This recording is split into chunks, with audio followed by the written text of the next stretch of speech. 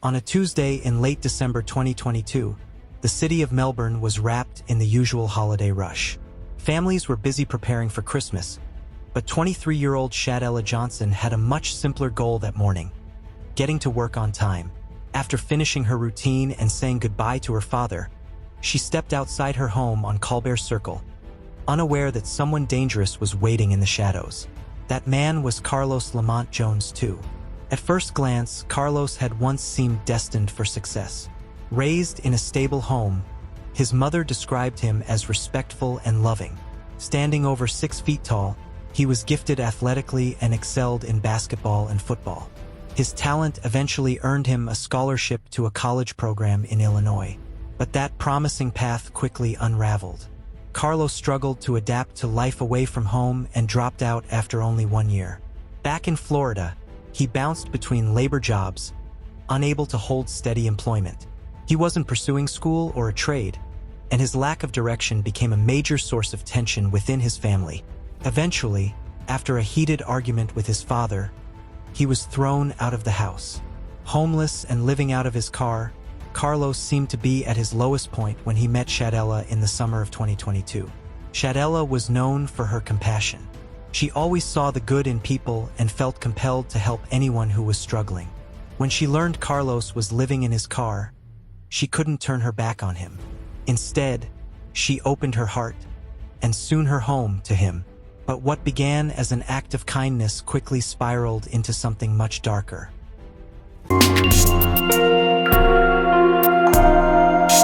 Within just 5 months, what started as love had turned into a nightmare. Sha'Dayla Johnson's relationship with Carlos became toxic fast.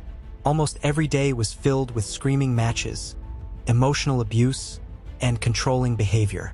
Friends and family could see the damage it was causing, but Sha'Dayla held on. She believed the man she first fell for was still somewhere beneath the chaos. But Carlos was spiraling. His temper was getting worse, and his behavior more unpredictable. The warning signs were no longer small, they were dangerous. Then, just before Thanksgiving, everything reached a breaking point.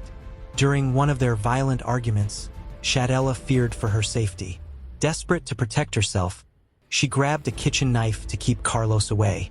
Someone called the police, and when officers arrived, the scene was chaotic. In the confusion, Sha'Dayla was briefly taken into custody. The charges were later dropped, but the emotional damage remained.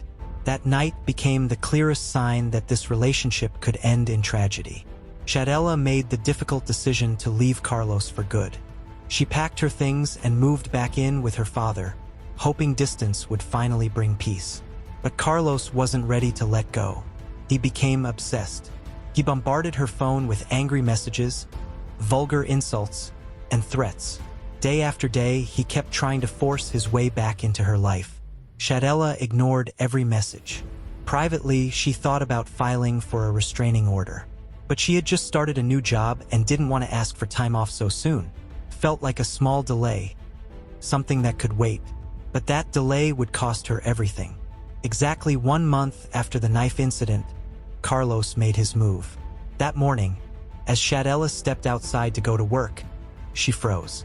Carlos was there, waiting in her driveway, his car blocking hers. And this time, he wasn't there to talk. He was armed. The moment Sha'Dayla saw Carlos standing there, she knew something was wrong. Panic took over. She turned and tried to run back inside, but Carlos was faster. Without hesitation, he raised the gun and opened fire. The sound of gunshots shattered the quiet morning. Inside the house, Sha'Dayla's father heard the blasts and rushed toward the window. By the time he reached the carport, Carlos had already disappeared, and Sha'Dayla was lying on the ground, gravely wounded. Emergency responders arrived within minutes and rushed her to the hospital. Doctors fought to save her life, but the damage was too severe. A short time later, Sha'Dayla Johnson was pronounced dead. She was only 23 years old. As investigators began piecing together what happened, witnesses reported seeing a black Nissan sedan speeding away from the scene. Surveillance footage quickly confirmed the vehicle belonged to Carlos. The manhunt didn't last long. Just hours later, Carlos walked into a nearby police station and surrendered. But what shocked detectives wasn't just his confession. It was his behavior. Carlos was calm, unnaturally calm. During his interview, he casually joked with officers and even flirted with a female detective, as if nothing had happened. There was no panic, no sadness, no regret. As detectives questioned him, Carlos described how he first met Sha'Dayla at a grocery store, how their relationship began, and then revealed the chilling truth about that morning. He said he woke up and decided it was time to kill her.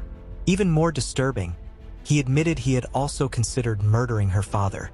When detectives asked if he felt remorse for killing a woman he once claimed to love, his answer was ice cold. He felt nothing. With his confession, the recovered murder weapon, and the clothes he had discarded, the evidence was undeniable. In September 2023, a jury found Carlos guilty of second-degree murder with a firearm. He was sentenced to life in prison.